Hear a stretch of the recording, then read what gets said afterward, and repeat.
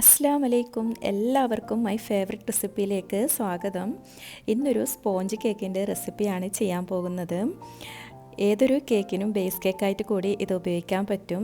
Baking സോഡയോ baking പൗഡറോ ഒന്നും ചേർക്കാതെ നല്ലൊരു സോഫ്റ്റ് കേക്ക് എങ്ങനെയാണ് തയ്യാറാക്കിയെടുക്കുന്നതെന്ന് നോക്കാം. അപ്പോൾ വളരെ കുറച്ച് ഇൻഗ്രീഡിയൻസ് മാത്രമേ ഇതിന് ആവശ്യമുള്ളൂ. അതുകൂടാതെ വളരെ പെട്ടെന്ന് തന്നെ തയ്യാറാക്കിയെടുക്കാനും പറ്റും.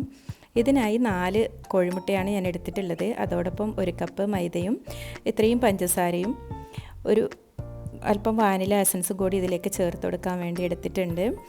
അപ്പോൾ ആദ്യം തന്നെ ഇതിൻ്റെ എഗ് വൈറ്റും എഗ് യോക്കും സെപ്പറേറ്റ് ആയിട്ട് എടുക്കണം. അങ്ങനെ രണ്ടും ഞാൻ സെപ്പറേറ്റായി എടുത്ത് വെച്ചിട്ടുണ്ട്. ഇനി ആദ്യം എഗ് വൈറ്റ് ഇതുപോലെ ഒന്ന് ബീറ്റ് ചെയ്തെടുക്കാം. അപ്പോൾ ഇത്രയും ബീറ്റ് ചെയ്തതിന് ശേഷം ഞാനിതിലേക്ക് 1/4 ഭാഗം പഞ്ചസാര ചേർത്ത് കൊടുക്കുന്നുണ്ട്. വീണ്ടും നന്നായി ഒന്ന് ബീറ്റ് ചെയ്തെടുക്കുന്നുണ്ട്. അതിനുശേഷം ബാക്കി കുറച്ച് പഞ്ചസാര കൂടി ഇതിലേക്ക് ചേർത്ത് കൊടുക്കാം. പഞ്ചസാര ഇങ്ങനെ അല്പമായിട്ട് വേണം ചേർത്ത് ബീറ്റ് ചെയ്തെടുക്കാൻ. എന്നാലേ നന്നായി ഇത് മെൽട്ടായി കിട്ടും. അതുപോലെ തന്നെ നല്ല ഫ്ലഫി ആയിട്ട് കിട്ടും കേക്ക്. ഇനി ബാക്കിയെല്ലാം ഇതുപോലെ ഇങ്ങനെ നന്നായി ഒന്ന് ബീറ്റ് ചെയ്തെടുക്കാം. ഈ ഒരു തിക്നെസ്സാണ് വേണ്ടത്. ഇനി എഗ് യോക്ക് ഇതുപോലെ അല്പം വാനില എസൻസ് ചേർത്ത് നന്നായി ഒന്ന് ബീറ്റ് ചെയ്തെടുക്കുന്നുണ്ട്. വാനില എസൻസ് ചേർക്കുന്ന നിർബന്ധമൊന്നുമില്ല. ഈ എഗ്ഗിൻ്റെ സ്മെല്ലൊക്കെ ഒന്ന് മാറിക്കിട്ടാൻ വേണ്ടിയാണ് ഇത് ചേർത്ത് കൊടുക്കുന്നുള്ളത്. ഇനി ഇത് നന്നായി ഒന്ന് ബീറ്റ് ചെയ്തതിന് ശേഷം എഗ് വൈറ്റിലേക്ക് ചേർത്ത് മിക്സ് ചെയ്തെടുക്കാം. ഇത് രണ്ടും ഇങ്ങനെ സെപ്പറേറ്റ് ആയിട്ട് ബീറ്റ് ചെയ്തെടുക്കുന്നത് കേക്ക് നല്ല സോഫ്റ്റായി കിട്ടാൻ വേണ്ടിയിട്ടാണ്. ഇങ്ങനെ ചെയ്തെടുക്കുമ്പോൾ കേക്ക് നല്ലൊരു സോഫ്റ്റായിട്ടാണ് കിട്ടുന്നുള്ളത്. അപ്പോൾ ഇനി ഇത് നന്നായി ഒന്ന് മിക്സാക്കി എടുക്കണം. അങ്ങനെ എഗ് വൈറ്റും എഗ് യോക്കും നന്നായിട്ട് മിക്സായി വന്നിട്ടുണ്ട്.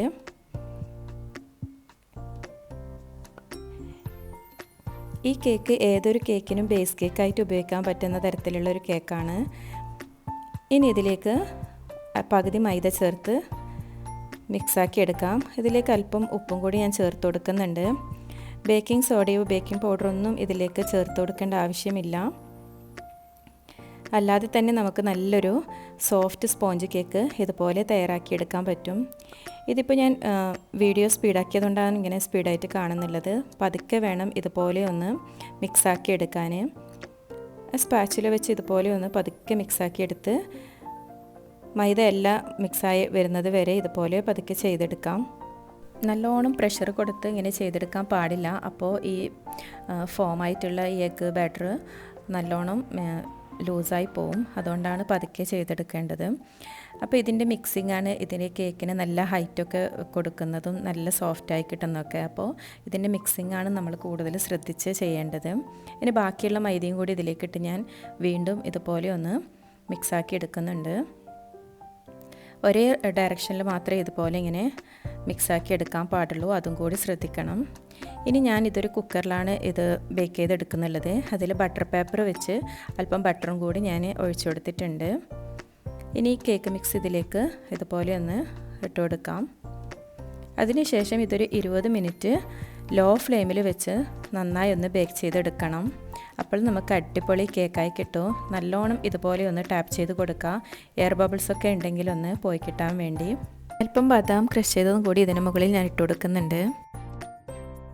അങ്ങനെ ഇപ്പോൾ 20 മിനിറ്റ് ആയിട്ടുണ്ട്. കേക്ക് നന്നായി റെഡിയായിട്ട് വന്നിട്ടുണ്ട്.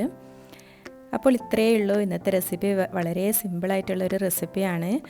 അപ്പോൾ എന്തായാലും ഇതുപോലെ ഒന്ന് ട്രൈ ചെയ്ത് നോക്കണം. റെസിപ്പി ഇഷ്ടപ്പെട്ടാൽ ഒരു ലൈക്ക് തരാനും അതുപോലെ തന്നെ മറ്റുള്ളവരിലേക്ക് ഷെയർ ചെയ്ത് കൊടുക്കാനും മറക്കരുത്.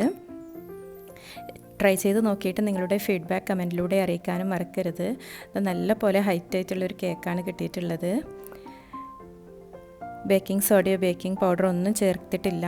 ഓയിലോ ഒന്നും ചേർക്കാതെയാണ് ഇതുപോലെ നല്ലൊരു അടിപൊളി കേക്കാക്കി എടുത്തിട്ടുള്ളത്. നല്ല സോഫ്റ്റ് ആയിട്ടുള്ളൊരു കേക്കാണ്. നിങ്ങൾക്ക് കാണുമ്പോൾ തന്നെ അറിയാം നല്ല ഹൈറ്റും ഉണ്ട് ഈ കേക്കിന്. അപ്പോൾ നമുക്ക് അതിന് കേക്കൊക്കെ റെഡിയാക്കണമെങ്കിൽ ഇതുപോലെ ചെയ്തെടുക്കാം. കേക്കിന് ബേസായിട്ട് ഈ ഒരു സ്പോഞ്ച് കേക്ക് ഇങ്ങനത്തെ പോലെ ചെയ്തെടുത്താൽ നിങ്ങൾക്ക് നല്ലൊരു അടിപൊളി കേക്കൊക്കെ വിപ്പിംഗ് ക്രീമൊക്കെ വെച്ച് തയ്യാറാക്കിയെടുക്കാൻ പറ്റും. ഞാനിതിപ്പോൾ ചായയോടൊപ്പം കഴിക്കാൻ വേണ്ടിയിട്ടാണ് വാനില സ്പോഞ്ച് കേക്ക് ഇതുപോലെ തയ്യാറാക്കിയെടുത്തിട്ടുള്ളത്. അപ്പോൾ പുതിയൊരു റെസിപ്പിയുമായി വീണ്ടും കാണുന്നത് വരെ താങ്ക് യു ഫോർ വാച്ചിങ്.